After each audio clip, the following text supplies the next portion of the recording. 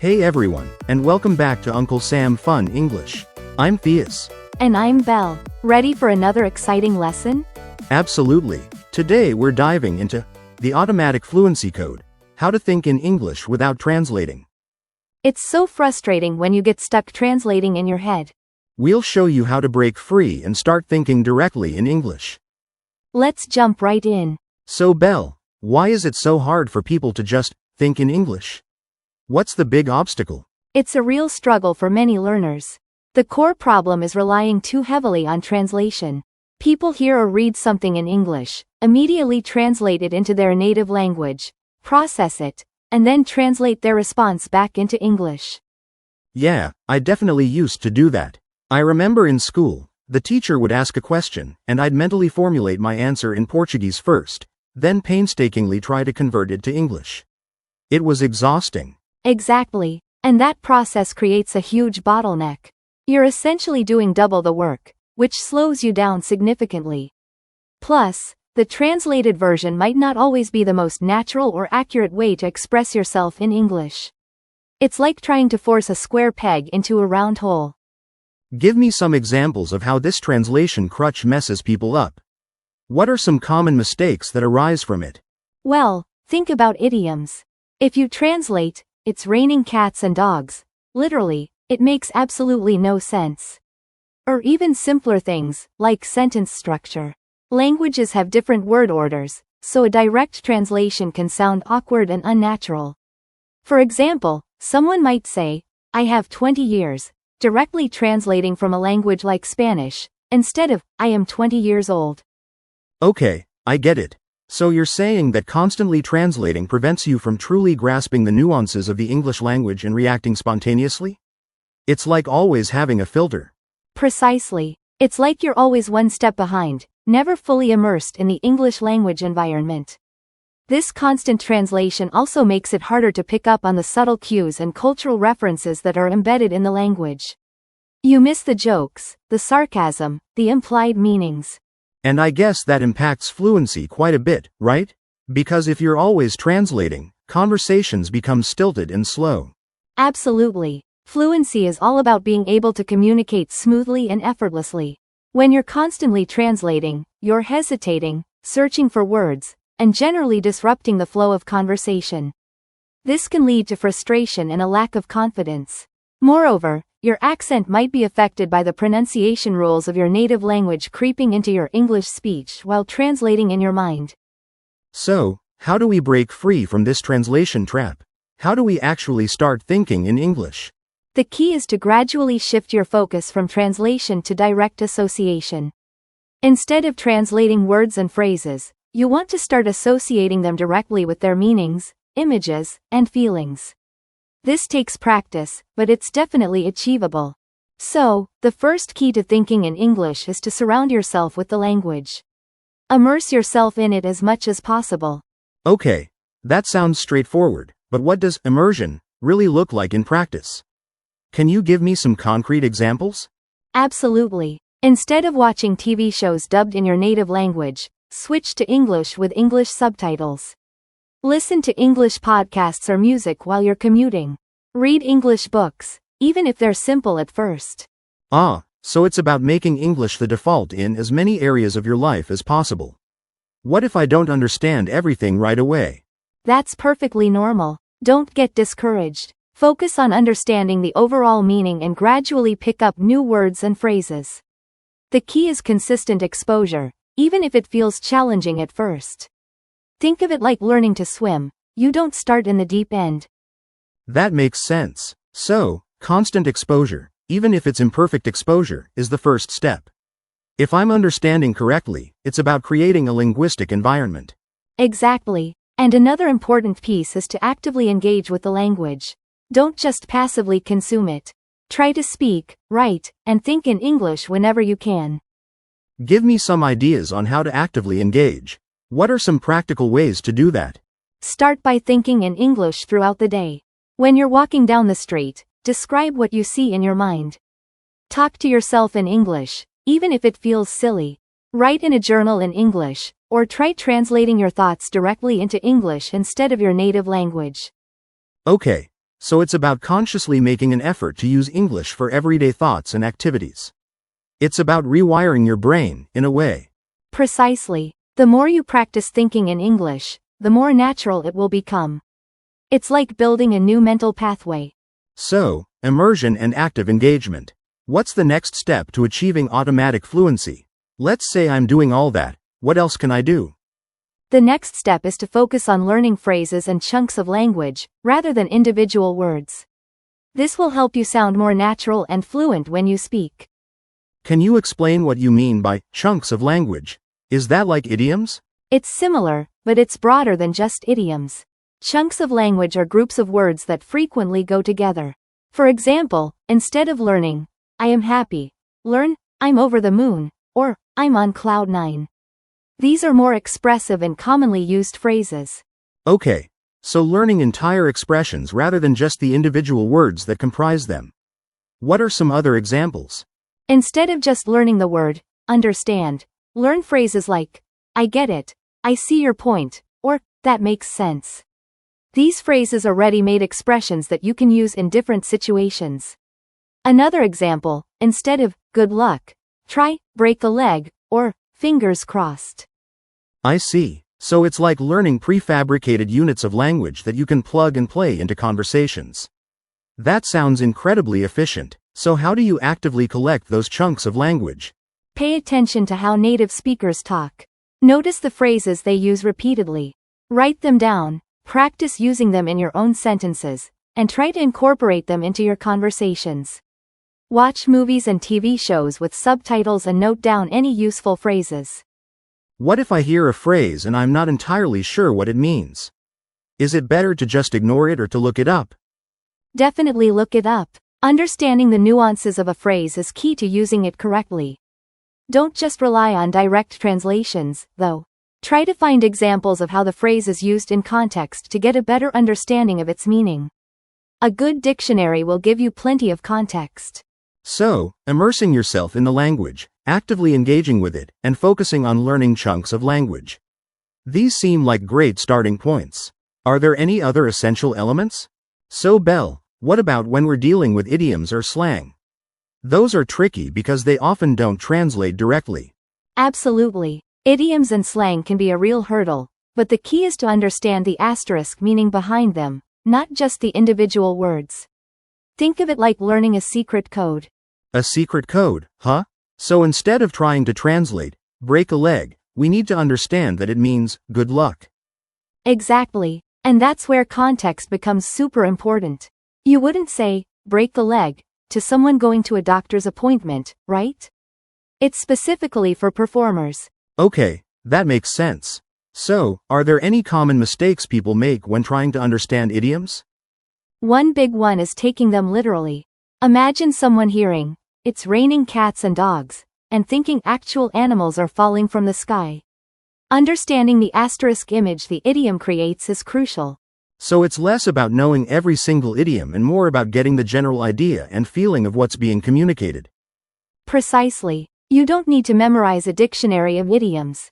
Focus on the ones that come up most often in conversations and media. Active listening helps a lot. What about slang? That changes so quickly. How can we even keep up? Slang is definitely more challenging. The best way to stay updated is to immerse yourself in the culture, watch movies, listen to music, follow social media trends, and most importantly, talk to native speakers. So if I hear someone say something like, that's Seuss, I should probably ask them what it means instead of just pretending I understand. Absolutely. Don't be afraid to ask for clarification. Most native speakers will be happy to explain. It shows you're engaged and trying to learn. What if I use slang incorrectly? Is that a big deal? It depends on the situation. Sometimes it can be funny and endearing. Other times, it might be confusing or even offensive if used inappropriately. Gauge the context and your relationship with the person you're talking to. So context is king, even with slang. Always. And remember, slang is often regional. What's popular in one part of a country might be completely different in another. Okay. So understanding idioms and slang is more about understanding the cultural context and the intended meaning, not just the literal translation. You got it. It's like learning the unspoken rules of the language. And don't be afraid to make mistakes. That's how you learn. So, if someone tells me to chill out, I shouldn't start looking for a freezer? Exactly. You should probably just relax and try to enjoy yourself. The key is always to look for the underlying message. Okay, so even with these strategies, you might still find yourself translating occasionally, especially when dealing with abstract concepts. For example, idioms or cultural references can be tricky. Absolutely, like when someone says, "It's raining cats and dogs," you can't literally translate that. How do we handle those situations? That's where understanding the underlying concept, not just the literal words, becomes crucial. Try to think of similar expressions in English that convey the same meaning. And if you're finding this helpful, don't forget to subscribe to Uncle Sam Fun English. Exactly. For instance, instead of getting stuck on the literal translation of a piece of cake, think of it as something easy, like a walk in the park, or a breeze. That makes sense. So, replace the idiom with a similar English idiom you already understand. Precisely. Another thing to consider is the context. Sometimes, the meaning of a phrase changes depending on the situation. So pay attention to what's being discussed. Give me an example of how context can change the meaning. Sure, take the phrase, break the leg. Literally, it sounds awful, but in theater, it's a way of wishing someone good luck. You wouldn't say that to someone who's actually injured. Wow, that is confusing. So, knowing the context is super important. Yes, and don't be afraid to ask for clarification if you're unsure. A simple, "What do you mean by that?" can save you a lot of trouble. That's a great point. Sometimes we're too afraid to ask, but it's better to clarify than to misunderstand. Absolutely. And the more you expose yourself to different accents, speaking styles, and cultural nuances, the easier it becomes to understand those subtle differences. So, watching movies, listening to podcasts, and talking to native speakers are all helpful. Definitely. And remember, thinking in English is a skill that improves with practice. Don't get discouraged if you slip up sometimes. Just keep going. It's like learning to ride a bike. You might fall a few times, but eventually, you'll get the hang of it. Exactly. And the more you practice thinking directly in English, the more automatic it becomes. Soon, you won't even realize you're doing it. What about when you're under pressure, like in a job interview or an important presentation? It's easy to revert back to translating then. That's a great question. The key is to prepare in advance. Practice your responses to common questions in English, so you don't have to think about the words as much in the moment. So, rehearse, rehearse, rehearse. Yes, and try to visualize yourself succeeding. Imagine yourself speaking fluently and confidently in English. Visualization can be really powerful. It helps build confidence. It does. And remember to focus on your message, not on the grammar. The more you focus on what you're trying to say, the less you'll worry about making mistakes. That's a good reminder. It's about communication, not perfection. Precisely. So, embrace the challenge, celebrate your progress, and keep striving for that automatic fluency. And remember, learning a language is a journey, not a destination. Enjoy the process. Let's practice. I'm going to give you a scenario, and you tell me how you'd naturally respond in English without translating from Portuguese. Imagine you're at a coffee shop, and the barista asks, "What can I get for you?" Okay, that's a common one. I think I would say, "I'll have a latte, please." Is that too simple? It's perfectly fine, but let's push it a bit. That's a very standard response. Let's try to make it sound a little more natural, like something a native English speaker might say regularly. All right, hit me. What would sound more natural? Instead of, "I'll have," try saying, "Can I get," or, "I'd like." So, you could say, "Can I get a latte, please?" or, "I'd like a latte, please." It's subtle, but it makes a difference. Okay, I see the difference. Can I get? Sounds a bit more casual, right? So, can I get a latte, please? And maybe a blueberry muffin. Exactly. Now you're adding a little something extra. That sounds very natural. The key is to think about what you genuinely want and then express it directly in English, rather than translating a fixed phrase. Got it. Let's try another one. Imagine you're at a restaurant and the server asks, "Are you ready to order?" Okay, good one. Don't just say, yes. Expand a little. Okay, I might say, "Yes, I think so. I'll go with the steak, medium rare, please." That's great. You've included extra details, which makes it sound very natural. Let's break this down further. What if you aren't totally ready? Okay, if I wasn't ready, I could say, "Not quite. Could I have a few more minutes to look at the menu, please?" Excellent. You're using polite language and asking for what you need. Remember, it's about communicating your needs and thoughts in a natural flow, without rigidly sticking to translated phrases. So, it's not just about knowing the words, but also about the flow and the added details that make it sound more authentic. Precisely. It's about thinking in terms of situations and needs, and then expressing them directly in English. Let's say you're at a store and want to try on a shirt. What would you say? Okay, I might say, "Excuse me, where are the fitting rooms?" Or, "Could I try this on, please? Where are the fitting rooms located?" Perfect. You're being polite and getting straight to the point. Now, let's add a complication. What if the shirt doesn't fit? Then I would say, "This is a little too small. Do you have it in a larger size?" Or, "This doesn't fit quite right. Could I try the next size up?" Fantastic. You're communicating the problem clearly and requesting a solution. You're thinking on your feet in English, which is exactly what we're aiming for. It becomes seamless. This is helpful. So, it's all about practice and putting myself in these situations mentally. Exactly. The more you practice thinking directly in English, the more automatic it becomes. Don't be afraid to make mistakes. Mistakes are a part of the learning process. Try to create scenarios in your head throughout the day. Okay, I'll try to do that. So, let's say I'm walking down the street and someone bumps into me. What would be a natural response? Okay, good one. A lot of people might think to say something very formal. Yeah, I was thinking maybe, "I'm sorry," even if it wasn't my fault. While, "I'm sorry," works, a more common response would be, "Oh, excuse me," even if they bumped into you.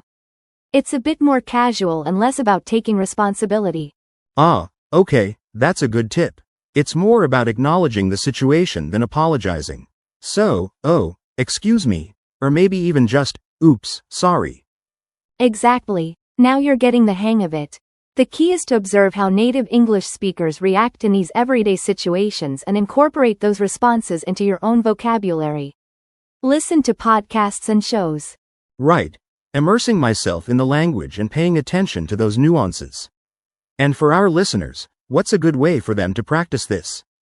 A great way to practice is to role-play common situations with a friend or language partner. You can also record yourself speaking in English and listen back to identify areas where you can improve your naturalness. So, remember, thinking in English is about immersing yourself and practicing regularly, ditching the translation crutch. A practical tip is to label objects around your house in English to build association. You've got this. Keep pushing, and you'll reach fluency faster than you think. Remember to subscribe to Uncle Sam Fun English for more lessons like this. Thanks for listening. Keep practicing. See you next time. Bye everyone.